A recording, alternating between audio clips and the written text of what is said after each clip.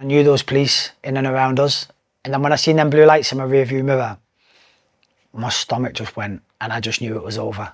I've ended up walking into a surveillance operation. I was arrested. I had 35 kilos of MDMA in the boot of the car.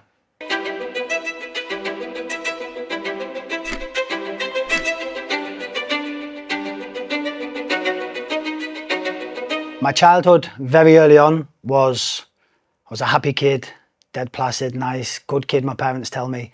And then I have mixed emotions and feelings because my mum and dad separated when I was 4. So then my mum's took me away from my father. We moved around various cities, various towns. And I feel like that impacted me a lot more than I thought it did because I no longer had my father figure there for me day in, day out, like I did obviously as a young child growing up. I think the biggest shift was when I was 8 years old, I moved to Sunderland. When I moved to Sunderland, I was called Charles, I had a posh accent. So you can imagine the struggles that I faced there. Sunderland was a rough, tough place to grow up, and I got bullied, more so by the older kids. That went on for a little bit until maybe I could no longer take it anymore. I fought back and then the bullying stopped. I've then started to get in maybe with the wrong crowd, started to get up to a bit of mischief, started to take school less seriously. And my last year of school, I had like 48% attendance, destined to fail all my exams. Teachers thought I wouldn't amount to anything. I was arrested over a stolen vehicle on a field and my first experience of being put in the cells. And to be honest, if I'd have kept in with them crowds, I would have ended up on that path and potentially maybe ended up in prison a lot sooner. I'd always wanted to follow in my father's footsteps. He was in the military, super proud man. I'd seen all his pictures, heard his stories about the adventures, and I'd always wanted the same. And more importantly for me, it was a way out of Sunderland, make my parents proud and do something with my life and achieve something. I actually told my mum I wanted to join the army, and she's the one that suggested the Royal Marines. I'd never heard of them before, didn't know anything about them. She just said that she remembers the time they came to Hong Kong, these super elite soldiers. She said they were well respected, and it was one of the hardest basic infantry training in the world to get into. So I was like, okay, that sounds like a good challenge. No sooner I was down at Newcastle Careers office, and I remember walking into the office. You have the Marine there who's obviously to sell and recruit people, and he took me into this room, the old cassette video players, put that in, come onto the TV, and I seen these soldiers, these Marines on boats, in planes, the jungle, the Arctic, the desert. And being that young kid, I was just sold. It was just seemed the ultimate sense of adventure. So from that day, I knew that's all I wanted to be, was a Marine. How tough is it to become a Marine? So I was 15 and 9 months when I went on my potential Royal Marines course. Basically, it's a 3-day course. You go down to Lympstone, you get thrashed, lectures, everything. And I remember you had to do a 3-mile run, and I didn't even know how far 3 miles was. And I just remember thinking, as long as I'm not at the back and I can keep up with the guys nearly at the front, I should be okay. Managed to scrape through that, past that. And the thing that stands out the most from there is after that 3 days, my mum and my grandma collected me from the train station, and I couldn't even walk down the stairs. My legs were so bad, honest, they were killing me. I'd never experienced fitness, pain, or intensity of sessions like it. And from there, you pass that course, you're then invited down to begin training. Obviously, it's so tough, challenging. I was fully out of my comfort zone, this young skinny kid from Sunderland, surrounded by all of these men going through this process. You're kind of bonded by a trauma, a shared suffering, and you experience something that's quite unique. And out of 56 people that joined training, only 11 of us made it to the end as originals. So I was the youngest recruit. Tell me a little bit about your time in the Marines. I joined at a time literally just before the terrorist attacks on 9/11, which then would shape the whole military trajectory of throughout the Middle East and their operations over the next 2 decades. The first time that I came under fire was a clear, hot, sunny day down in Garmasiya. Then all of a sudden, out of nowhere, an RPG exploded behind us, followed by a heavyweight of small arms fire. We've literally dropped for what cover we could. We were pinned down. We could hardly move. Sand was flying all around us. Now, fear mixed with adrenaline kicks in. In that moment, you've obviously willed and wanted it for so long. And then when it happens, you're like, fuck, this is real life. One wrong move and you could be killed. But it's the mindset that helps you instinctively takes over. And then you do what you've been trained to do in order to maybe overcome that situation. How long had you been in the Marines at the point that you decided that you would like to leave? I was 23. After Afghanistan, I felt like I'd ticked all the boxes. Afghanistan is essentially what I joined up to do. I then was at a crossroads. Do I stay in, get keen, go down the special forces route like a lot of my friends did? Or do I leave and pursue a career in close protection? Now at that time, a lot of my friends were working in Iraq on the close protection gigs, getting paid a lot of money. I was on leave and I got a call from a boss that I used to work for. And he just said, Charlie, are you available to take Emma Watson to Bangladesh? And I didn't know who Emma Watson was. I'd never seen Harry Potter, but I agreed because if this company asks you to do a job, you do not want to say no because they're the best of the best. So I've agreed to it, didn't go back to Iraq. And then I went to Bangladesh with Emma Watson, which was crazy. That was at the height of the Harry Potter fame.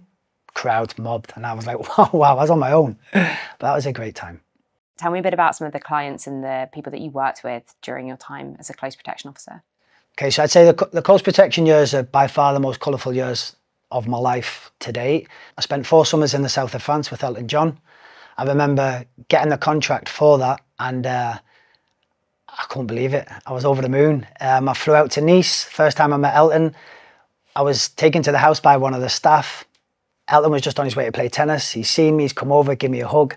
We've had a chat, had a conversation. He went about his tennis game, I went about my day. And then the summers there were great. It was amazing to see Elton behind closed doors as the normal person, dressing, getting on slippers, kind of Diet Coke, to then leaving the house and Elton the superstar.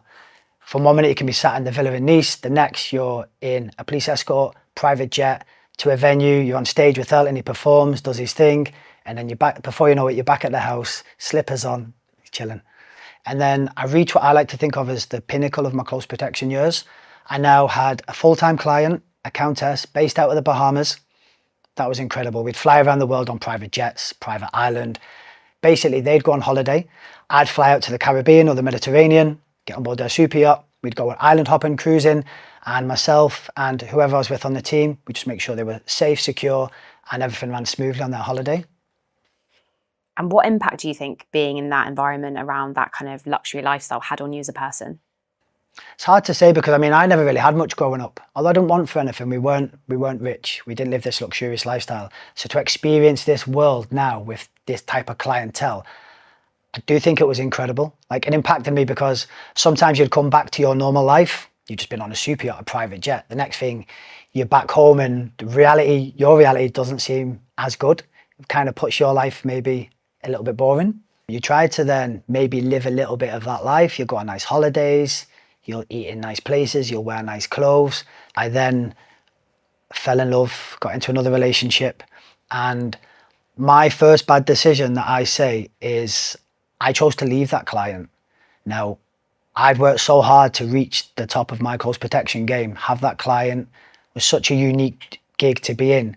I then decided to leave her and go to Ibiza and take a summer break. In my head, I was thinking, I'll spend a few months in Ibiza, I'll party, have a good time, and I'll go straight back to work. When we've landed, I've moved in with 2 tour managers of 2 of the island's most popular DJs. That's now given us access to the party scene, but everything else that comes with it. I've got swept along in that. I knew the decision I made to leave my client was wrong. It was eating me up inside. I started to take drugs.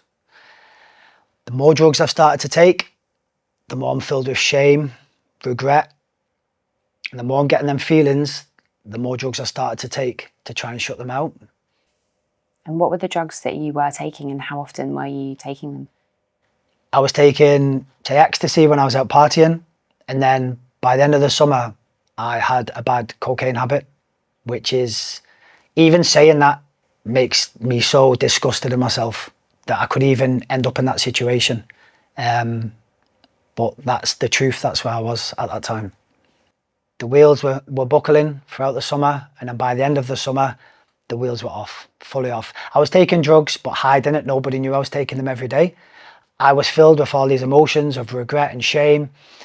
Basically, I'd gone from my identity as a proud Royal Marine, served on these operations, to then proud identity purpose as a bodyguard, protecting the rich and famous, to now I've ended up somehow in Ibiza. I'm partying and I'm taking drugs. So I'd found a purpose that was a false sense of reality. And how much were you taking a day? How much were you spending on your addiction at its height? I was more or less getting them for free because I would get it for free and then give to people. So that was like the deal. I'd give bits out to people, then I'd have bits for free for myself.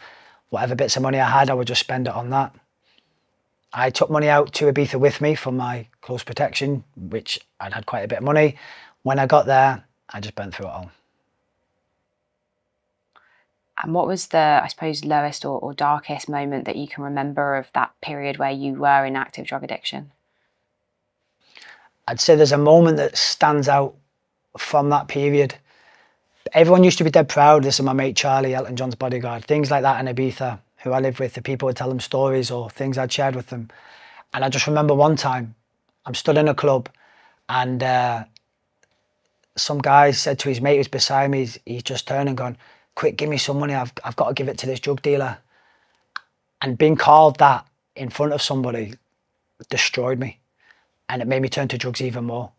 Like, I just wanted the world to swallow me up, thinking, I'm being labelled a drug dealer. Like, all my things I've worked hard to achieve, and I'm now stood in a club taking drugs. Like, that was probably the lowest point that got me, that made me just turn to taking more. I thought after Ibiza, I'd come home, pick up work, stop taking the drugs, and then just go back to my old life. That was my way of thinking. But Ibiza has a dark side. There's a lot of criminality, a lot of burglaries, a lot of robbings throughout the season. At the end of the season, our apartment was burgled. We'd been to one of the closing parties, we'd came home, the whole place had been ransacked. Now what's crazy is I had a Rolex watch that I bought after my first summer with Elton John, I had my iPad that was bought from a client, I had my laptop. All of the things I'd acquired through close protection years was taken, but all was left on the floor, scattered in these wash bags, was drugs. Yeah, symbolic of your current situation, I guess. Yeah, for sure. So that put a real cloud over leaving Ibiza. That was literally a week before I came home. I've then had to borrow money to get back from Ibiza. But I've now returned from Ibiza. I'm broken inside, mentally. I'm skint and I'm still taking drugs. I've been back from Ibiza a couple of weeks. I received a phone call, somebody that I knew previously, asking me to do a one-off driving detail. Basically, it was collect a shipment of drugs. Because my mindset was so far removed now from what it once was, I was just making one bad decision after another. Like I said, my perception was completely distorted. Charlie before Ibiza wouldn't have even tolerated that phone call. No one would even ask me. But because I was in a bit of a vulnerable situation, if you like, I was in a bit of debt. I didn't have any work at that time. I've agreed. I've gone through with the driving detail. Originally, I was told I would take a car to a location. Somebody would take the car from me. They would load up the suitcases with drugs. I wouldn't see, I wouldn't touch. I would then get the car and drive the car to London. On the day of the driving detail as such, it all changed. I had to hire a van, collect the drugs. As I pulled into the yard, I walked away from it. And the guy was like, well, mate, what are you doing? Come here. It's like, he's literally got a forklift truck, picked up a pallet of drugs, drove it onto the back of the van and dropped it. And I stood there thinking, fuck, a pallet of drugs. Put into the van, I've drove off. I've rang the person who was involved. Said, mate, what am I supposed to do with this? He told me to break it down, separate the drugs into the two cases, which was supposed to have already been done. I didn't have anything on me to break it down. I've gone through with it anyway, separated the drugs. And then I was told to wait. I've waited for a bit, then I was told, right, you've got to go to London now. Myself and my girlfriend, we were in the car. As we've set off, I knew those police in and around us. I seen the cars. I seen a guy sat in the hotel lobby as I was on my way out, and I just knew. And then when I seen them blue lights in my rearview mirror, my stomach just went, and I just knew it was over. All of the warning signs telling me not to go through this drive, I was shutting them off. I knew it was wrong, but I was thinking with a different mind. I was blurred, my perception was gone. So I was just going through with it. I've ended up walking into a surveillance operation. I was arrested. I had 35 kilos of MDMA in the boot of the car. That one mistake would obviously change my life forever. And how much money were you told you would get for taking part in this drug run? So I was getting paid £2,000, which is embarrassing to even think I would do something of this scale and this magnitude for £2,000. However, I'd borrowed £2,000 to come back from Ibiza and to pay my bills. So to me, in my head, I'd do the drive, that would cancel out that, and then I'd be back on the clear footing, get my head straight, go back to work. And why did the media pick up your story? What was it about your case that got into the headlines, do you think? I think with them, it painted maybe a good deterrent. Ibiza drug couple was painted across the papers, showed a young couple partying on the island of Ibiza. They tried to say our case was linked to Ibiza. It had nothing to do with Ibiza. We were just there before it happened. But they kind of used that, I suppose, because so many young people get caught up on the wrong path. So many young people take drugs without realising the severity of their actions or the consequences. And they might think it's okay to do a drug run or a drug drive, and my friend's done it, we won't get caught. But the one time you do get caught, it can be life-changing, like it was for myself and my ex. It was hard to see, and it's still hard to talk about now because it doesn't feel real to think that I made that decision and I'm in the papers with my mugshots with suitcase full of drugs. That's not what I really wanted people to see, to think, or to judge me as. So when I was first arrested, we were thrown into the cells. The hardest thing was having my girlfriend there. She'd never been in trouble with the police before. You're not just going through this on your own now, you're going through it together. Into the cells was horrendous. It was an awful experience. You get given a phone call. I phoned my dad because he's the one person I've always turned to, especially in an emergency situation. I've called my dad and I've said, Dad, I'm in the police station, I'm in trouble, I need help. But my dad put the phone down, hung up on me. I'm stood there with the dial tone and I've had to go back to my cell, head in my hands. I knew how much I've let him down in that moment. Both of our worlds were crushed. We're now about to embark on this new path of pain, misery, suffering. We were taken to the courts on the Friday. All of that is a bit of a blur. But what I remember so vividly, we were both stood up and the judge said, we remand you both into custody. Both. No one expected my ex to get remanded. She's collapsed in a heap of tears. We're both in tears, we're hugging each other. We're then being pulled apart, we're separated, and then we're sent our separate ways. And what was your prison sentence, Charlie? So I received 10 years. It means I'd have to do 5 years inside and then 5 years on licence out in the community. But I remember when I arrived in Winson Green, Birmingham, by far the worst prison I ever went to. Dark, toxic, volatile. I was stressed, depressed. When you go into jail, it doesn't matter whether I was Charlie the Royal Marine, Charlie the Bodyguard. I'm literally now Charlie, the prisoner. I'm given a number and I just become part of the system. Nothing what I've done in life before this matters. I was given these grey joggers that were too big. I had a red maroon jumper that was too small. And they let me keep my black slip-on shoes. So picture that. Talk about a fall from grace. I'm there in this outfit with slip-on shoes, through onto the induction wing. When you go into your cell, you get offered a smoker's pack or a biscuit pack. Now, I didn't smoke and I chose a smoker's pack. And I remember going in stressed, trying to roll these roll-ups that was just not happening. They were horrendously awful. And I was trying to smoke. The 3.5 months I was on remand in Birmingham, I smoked that many roll-ups, the ends of my fingertips were brown. That was the most unhealthiest I've ever been. Wasn't exercising. The food in there was awful. Bang up all the time. That means in your cell behind the door, not really getting out much. That is the lowest point I've ever reached in my life to this date. Were you able to speak to your father again? So that's a funny story. So once I was in, you're allowed another phone call, and I didn't have any numbers at this stage because I didn't have my phone with me or anything. No police there to give me my numbers. So I couldn't phone my dad, and I phoned Magnum White Line, which is a taxi rank not far from my dad's house. I just remember the number, 7 and all the 6s. They've answered the phone. I begged, I pleaded, please can you go to this address and can you ask my dad to send me some writing paper, envelopes, some stamps, a postal order, and please come see me. That was the hardest call I think I've ever had to make. Now, when I've gone off the phone, I never knew if that message actually got through or whether he'd even entertain it. But I remember a few days later, I'm lying on my bed and the stuff I asked for slid under my door. I knew he got the message, and a few days after that, he came to see me. So as mad as he was the first time, once that sunk in, he was there for me every single day since, as my father, as my rock. And so you spent 5 years in prison. What did you learn about yourself during that time? When I was inside, I knew I couldn't go back to my old life of close protection. I knew I'd have to start all over again. What prison does, especially for 5 years, it completely strips you back of everything. You've got no identity in there, no purpose as such. You have to rebuild it from the bottom up. For me, that was great because if I'd have tried to go into the life I'm living now from close protection, I might have struggled. I might have still been chasing adrenaline or the highs that maybe I was searching for after the military and the tours like Afghanistan and things. But it completely grounded me. Then I knew I'm going to have to find a new path when I get out. So I've decided then to pursue fitness, turn my passion for exercise, for fitness, helping others into my new purpose.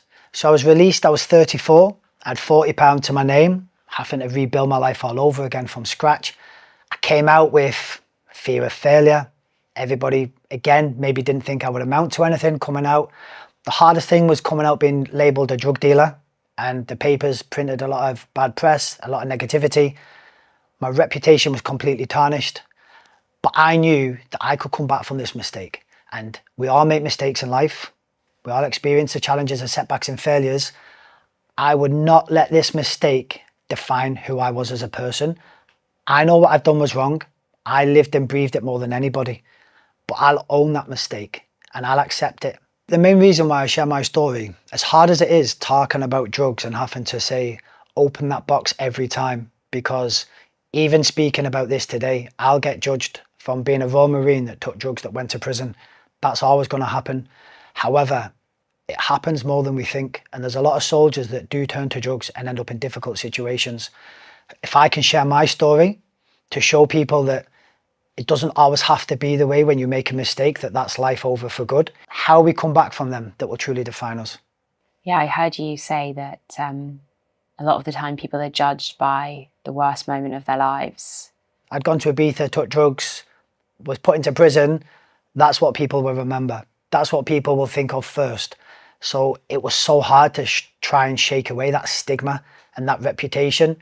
And when I was released, I had that fear and that dread of, if I go for a job, it's the elephant in the room, or I'm always constantly having to justify who I am as a person. Like, I knew I was a good person, I just made a bad decision. And when you come out, it is hard because the mistake follows you. What is your purpose now, Charlie? So my purpose now, which is the best purpose of them all, is I've